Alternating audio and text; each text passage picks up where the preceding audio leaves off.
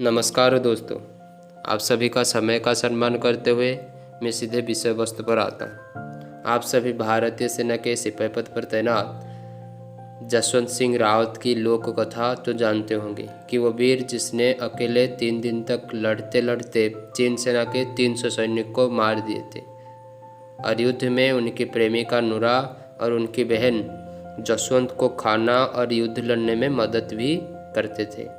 और इससे बड़े माइथोलॉजी ये है कि कुछ गांव के लोग और सेना के कुछ जवान ये भी कहते हैं कि उनकी आत्मा आज भी भारतीय सीमा पर प्रहरा देते हुए दिखाई देता है। तो हम इस लोक कथा से आगे जाकर सच्चाई को आपके सामने तथ्य के साथ विश्लेषण करेंगे। जब 1962 भारत चीन के बीच सिनो इंडिया वार हुआ और इस युद्ध का 2 ही मुख्य कारण था।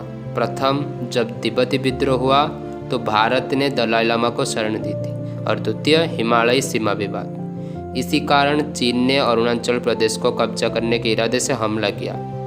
तभी भारत ने ना कोई रणनीति प्रस्तुत की थी और ना ही सैनिक अधिक थे, तो सेना ने गढ़वाल राइफल की 4th बैटालियन को वहां भेज दिया।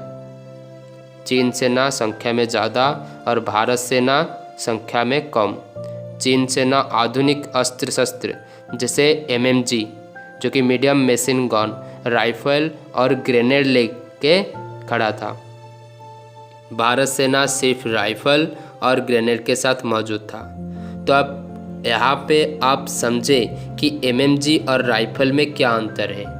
MMG जो मीडियम मशीन गन जिसका वजन 11 kg और राइफल जिसका वजन 4 kg है। MMG का रेट ऑफ फायर 1000 पर मिनट, लेकिन राइफल का 138 राउंड्स पर मिनट है। MMG का मैक्सिमम रेंज होता है 1800 मीटर, लेकिन राइफल का मैक्सिमम रेंज होता है 800 मीटर। तो आप समझ सकते हैं कि दुश्मन के पास ही MMG है तो भारत की स्थिति वहाँ पर क्या होगी। हर युद्ध में एक युद्ध नीति होता है और वो युद्ध नीति कहता है अगर आपको शत्रु को हराना है तो आप शत्रु से पहले उसके शस्त्र को हराओ। और 4th गढ़वाल राइफल के मेजर ने वही किया। वो अपनी बटालियन को आदेश किए कि जिस बंकर से MMG से फायर हो रहा है उस बंकर को ध्वंस करके MMG को अपने अख्तियार में ले लो। तो इस कार्य को करने के लिए स्वेच्छा से साहस और वीरता के साथ जसवंत सिंह, लांस नायक त्रिलोक सिंह नेगी और गोपाल गोसाई आगे आए और उस बंकर को पीछे से 15 गज की दूरी से ग्रेनेड फेंक के ध्वंस किया। तभी जसवंत सिंह साहसिकता दिखाते हुए उस बंकर पर छलांग लगाए और छलांग लगाए जितने भी चीनी सैनिक थे उन सभी को अपनी राइफल से मार दिया। MMG गन को ले आते वक्त उनको पीछे से सर पर गोली लग जाती है और त्रिलोक सिंह नेगी भी चीन सेना के झपट में आ जाते हैं और गोपाल गोसाई घायल हो जाते हैं।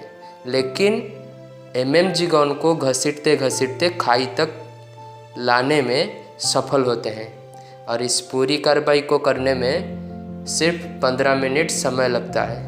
लेकिन उन 3 वीरों की साहस ने युद्ध की दिशा बदल दी थी और चीन सेना आगे बढ़ने में नाकाम रही थी।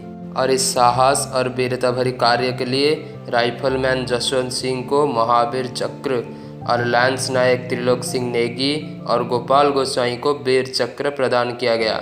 इसी के साथ जसवंत सिंह को शहीद होने के बाद भी सेना में पदोन्नति मिल रहा था और हर महीने की पूरी वेतन उनके घर भेज दिया जाता था।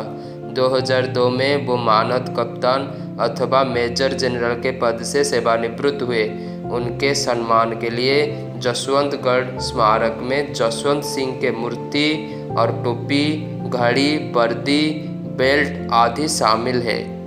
और सच्चाई के साथ उन तीनों वीरों को उनके वीरता के साथ और सच्चाई के साथ नमन। और इस सच्चाई के योगदान करता है भारतीय वायुसेना के सेवानिवृत्त ग्रुप कैप्टन। और इस सच्चाई को अरुणाचल टाइम्स में पब्लिश किया गया है। मैं इसका लिंक आपको डिस्क्रिप्शन बॉक्स में दे दूंगा। आप चाहें तो इस सच्चाई को पढ़ सकते हैं।